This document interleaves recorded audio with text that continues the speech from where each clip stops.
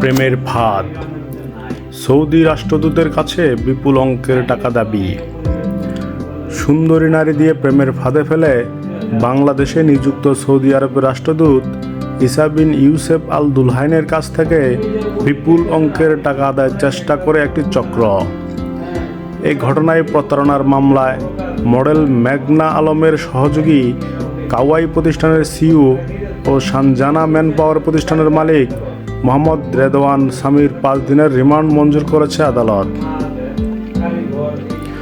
মামলার অভিযোগ থেকে জানা যায়, 10 এপ্রিল রাজধানী ভাটারা এলাকায় একটি সংঘবদ্ধ প্রতারক চক্র সুন্দরী মেয়েদের মাধ্যমে বিভিন্ন বিদেশি রাষ্ট্রদূত ও ধনাঢ্য ব্যক্তিদের প্রেমের ফাঁদে ফেলে ব্ল্যাকমেইল করে অর্থ আদায়ের চেষ্টা করে।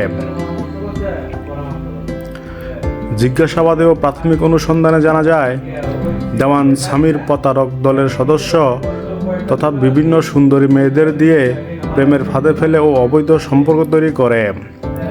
পরবর্তীতে কৌশলে বিভিন্ন পন্থা অবলম্বন করে অর্থ আদায়ের চেষ্টা করে। আসামিরা বাংলাদেশে সৌদি আরবের রাষ্ট্রদূত ইসা বিন ইউসেফ আল দুলহাইনকে টার্গেট করে।